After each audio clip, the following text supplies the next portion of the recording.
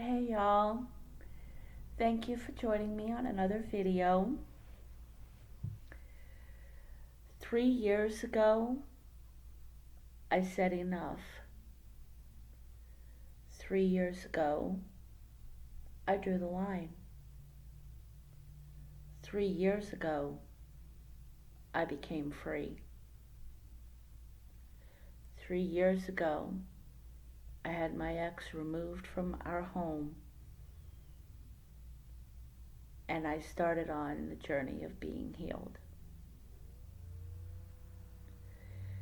I don't think I've ever explained in somewhat detail of what happened that day, so I'll go into it now.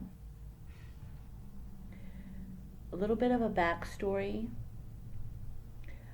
On January 30th of 2020, a very, very dear friend of mine had passed away. This couple had been in our lives for so long. Our two older children don't remember a time that they were not in our home. I mean, a part of our family.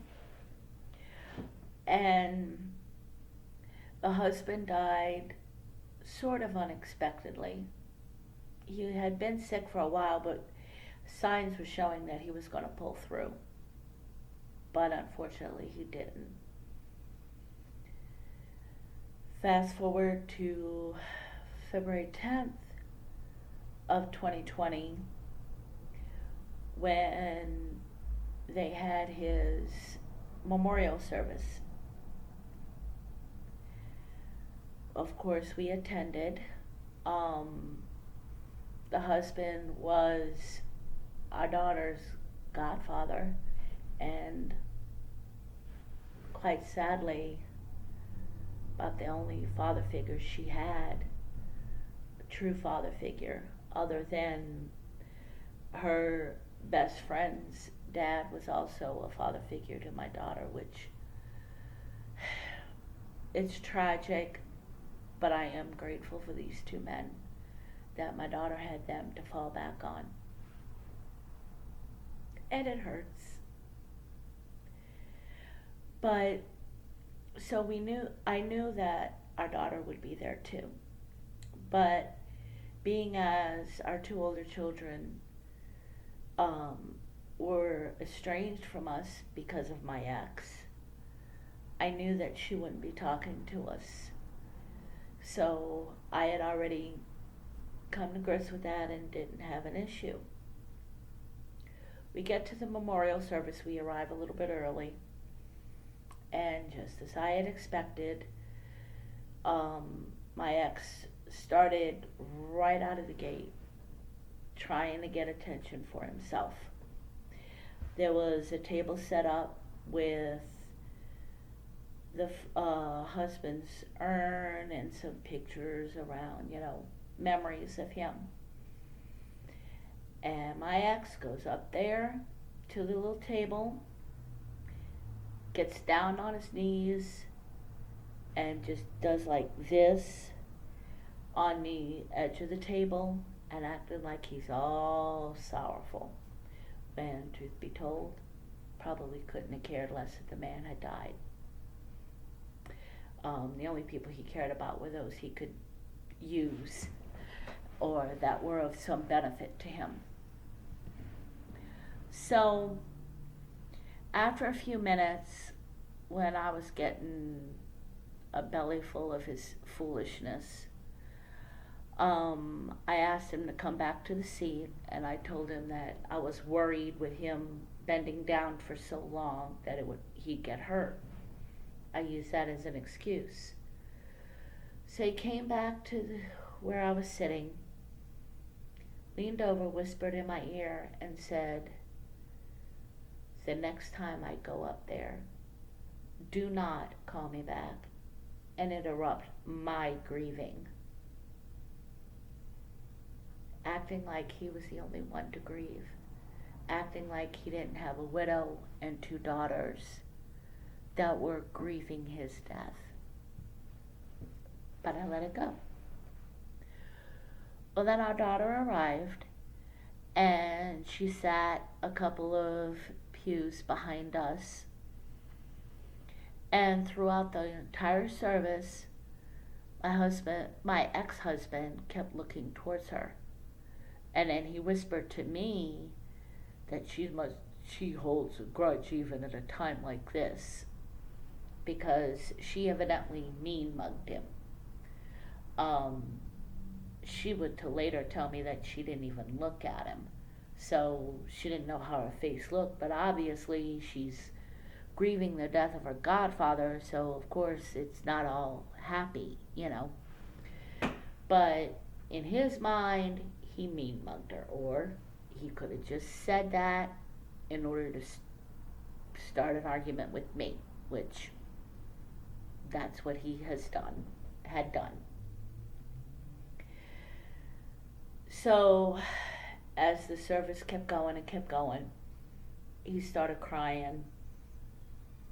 Quietly at first, just wiping tears from his eyes. And as the service started winding down, he was starting to get more audible.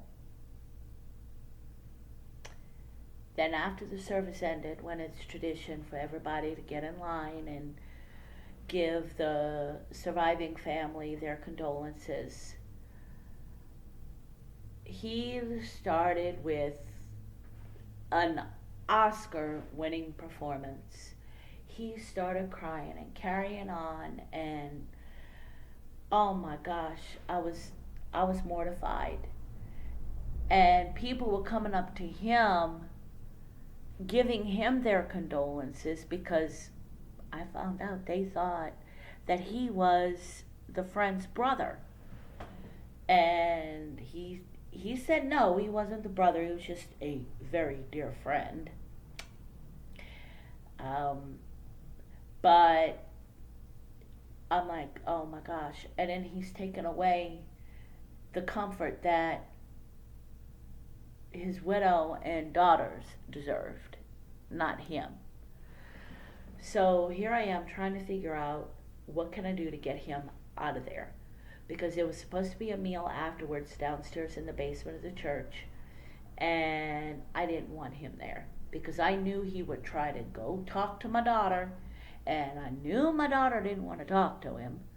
My daughter wanted to have nothing to do with him, understandably so. And so I'm trying to figure out how to get him out of there so my friends can get the comfort they deserve, and my daughter doesn't have to be subjected to his stupidity. Well, I was starting to get a headache, and at the time I got migraines practically every day. So the simple headache I had would have been something I'd have probably ignored until I got home, and then maybe take medicine. But that gave me the idea. And so I went up to him, I said, look, we gotta go. I've got a headache really bad. We can't stay. I gotta get home and get some medicine. And he's like, well, don't you have medicine in your purse? No, I don't. I left it at home. And praying to God that he doesn't go in my purse, because I did have medicine in my purse. Well, it took practically an act of Congress, but I was able to get him out of there, drag him out of there, get him in our SUV, and get going. Well, of course, that's when it started. He started hollering, screaming at me, and saying that it's all my fault that our daughter is holding a grudge against him because I turned her against him, and all kinds of foolishness. And meanwhile, the very minor headache is now becoming a genuine migraine because of his idiocy driving down the main road here like it was scaring the bejeebers out of me. So, of course, we had to stop at the local grocery store and get him a bottle of vodka. We get home, he starts drinking. Our youngest calls me from work and says he's ready to come home. with a headache and everything. I drive. I had to go pick him up because, of course, Jack Wagon couldn't because he was drunk already. Get back home, he starts in on me like none other. Our youngest had gone in his room to play on his computer or whatever because he didn't want to be around his father, which was per usual. And it was a long, horrible night, like the second longest night of my life. Yelling, screaming, carrying on, going lower and lower as far as cruelty in order to get a reaction out of me because his normal stuff wasn't getting to me anymore. Because I knew what he was doing and I stopped giving him what he wanted. So he would go lower and lower to things he knew that I wasn't hardened to. So then the next morning I woke up and I found bruises on my arm from where he grabbed me so hard. I had fingertip bruises. And to be quite honest, I'm surprised I didn't have bruises on my face from when he pushed up against my face so hard. At one point I thought my nose broke. I'm surprised it didn't. And that's when I made a promise to God. Okay, I'm done. There's no saving this. I can't call the police today because I took off that day to allow myself time to grieve, ironically. I took some funeral leave at work, so I couldn't pretend to go to work and call the police. So I started formulating a plan to get this done quick and praying to God to give me an opportunity. And I made a promise. This is it. It happens again. I'm out. Lord, help me find a way out. Literally 1 month to the day, March 10th, 2020, I made that decision. The night before was the longest night of my life so far. It was filled with him in a drunken rage like I had never seen him. Calling me things that I will never repeat on camera because they are just too cruel. Saying things, doing things that are completely unimaginable. I've talked to others and it's literally stood the hair on the back of their necks on end.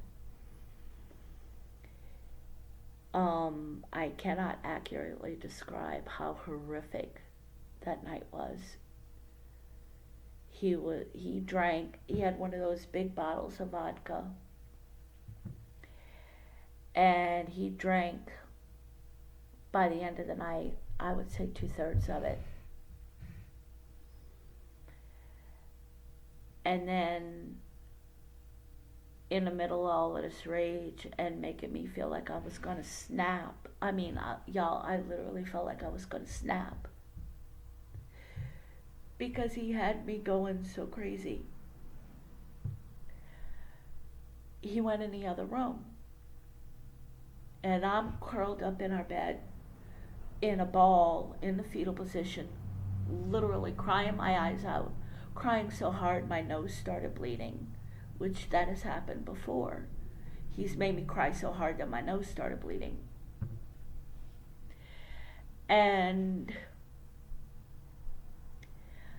he had been in the other room for, several minutes. So I figured, okay, he's calming down. He's going to leave me alone and just stay in the other room, get on his phone and look at junk for the rest of the night. At least he'll leave me alone. Well, just when I started calming down, he comes in the room and he stands in the corner of the room, the corner where the bed was, and just stares at me. And Y'all, his eyes, I swear to you, were black. And he had the most menacing look to him that to this day sends chills down my spine. And I just looked at him and I'm like, what? Trying to say the word what in a way that he didn't think I had an attitude and start all over again. And he just looked at me. And the next thing I know, he slaps me on my face. And it caught me so by surprise. I'm like, whoa. It shocked me, and then I started shaking. It's like it caught me totally out of surprise. And then he slapped me again. And when he did, without even thinking, I got up, pushed his big old self against the wall, had my fist cocked back, ready to hit him. And I said, you will never hit me that way again. Not ever. And I was gritting my teeth. And he looked at me, and to this day I swear it was the Holy Spirit and my guardian angel holding my hand back from hitting him, and the Holy Spirit keeping my mouth shut and having him talk to get me back to reality, because he said, go ahead, hit me right here. And then I snapped out of it. I'm like, whoa, what am I doing? I backed up and I said, no, I'm not going to hit you. Because he wanted me to hit him so he could put me to jail, to get me back for putting him to jail back in 2007. And he's like, come on, hit me, just one right here.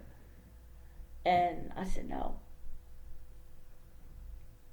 And that's when he did some horrific things to try to make me snap. Some things that I don't want to describe on here in case a child stumbles across it, or one of y'all are watching and your child comes in the room. But suffice it to say, it was unimaginable. And then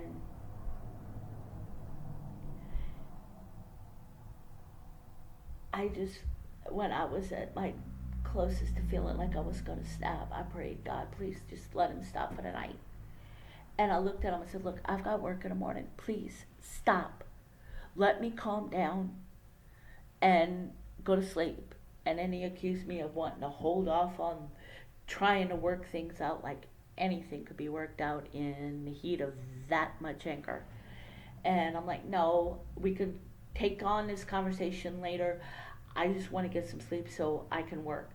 And he kept on and kept on. I said, do you want me to get fired tomorrow for not showing up? Let me sleep. And that snapped him back, and he's like, fine. And he went off to sleep.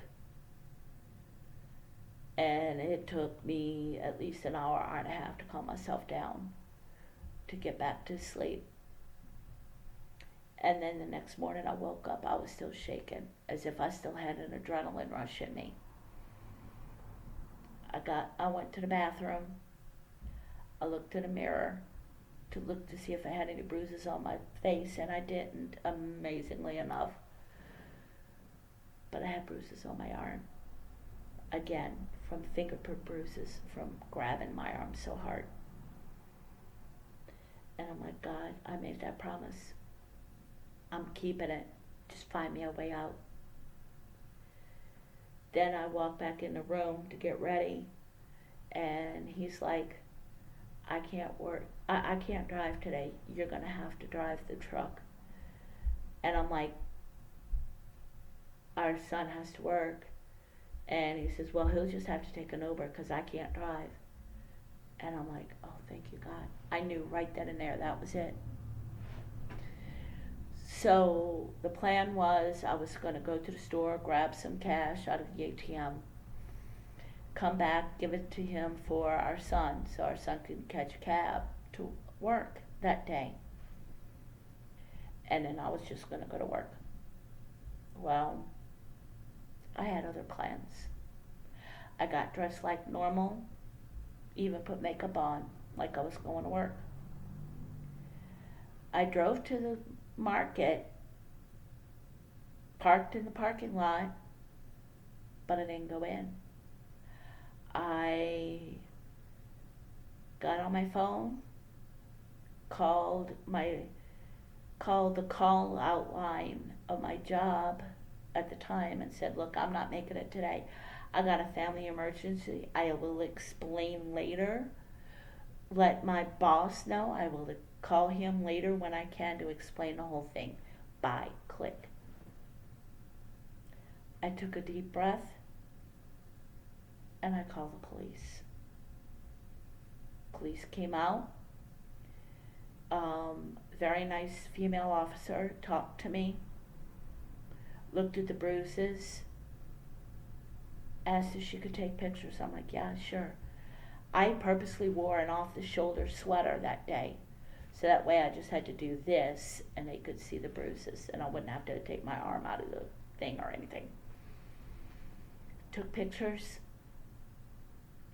Another officer came on the scene by that time, and they said, do you have a place to go to hang out right now? And I'm like, yeah. They're like, go there, stay put, don't go anywhere else until we call you. 2 hours later, after talking with my son, who I had told about the whole situation and that I had called the cops. I had texted him to let him know so he wouldn't be blindsided. I had texted him asking if they left, and he said, yeah, they left. And then the officer called me and said, yeah, I left, sorry it took so long. And then she said that he's at the crisis center because he had a mental health breakdown, basically acting suicidal like a stupid fool. And they're going to talk to him once the crisis center says they can, and then if they have probable cause, they'll arrest him. Well, the only thing I heard was if they have probable cause, and I understand why, because in domestics it's one word against the other, so I get that. I said, okay, well, I'm not waiting for y'all. It's almost lunchtime, so after lunch is over, I'm going to the courthouse and I'm filing for a protection order. And that's when the officer said, please do. Because if we can't arrest him, we also can't keep him away from where you live, since he technically lives there. So unless there's a protection order. I'm like, oh, buddy, now I know I'm going to. Well, I went and filed for the protection order. And by the next morning, the judge had signed it and protection order was in place. There's a lot more to this story. The horrible treatment, I won't go into detail, I'll spare you. The stupidity of him acting suicidal when he wasn't. He was just trying to play the sympathy card and thought it would be his get out of jail free card or prevent him from going to jail. That didn't work.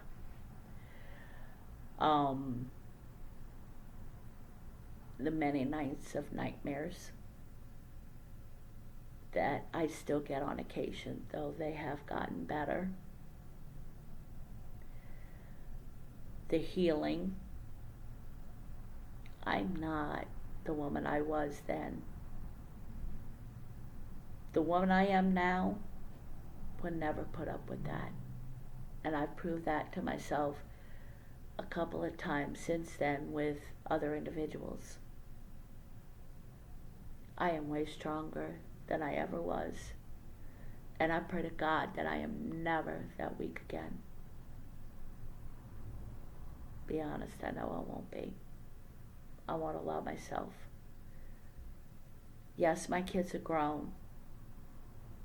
But I need to be strong and not let him in again.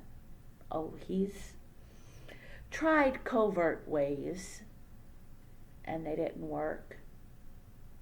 And they're never going to work. I'm in a place now where he doesn't know where I live, and chances are he won't know. But even if he does, protection orders in place. If I see him anywhere near me, I can call the police. And he's too afraid to go back to jail, so he's not going to go against the protection order anyway. But should he get to the point where he feels he has nothing to lose,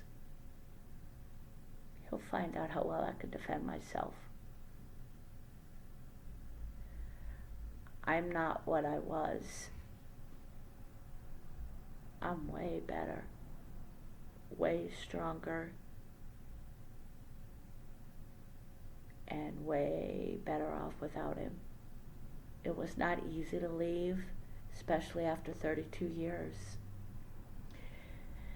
One of the hardest things I had to do, but I don't regret it. The only thing I regret is not leaving sooner.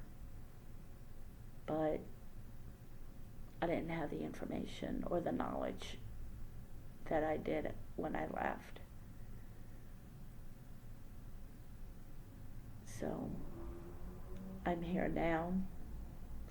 My life is so different.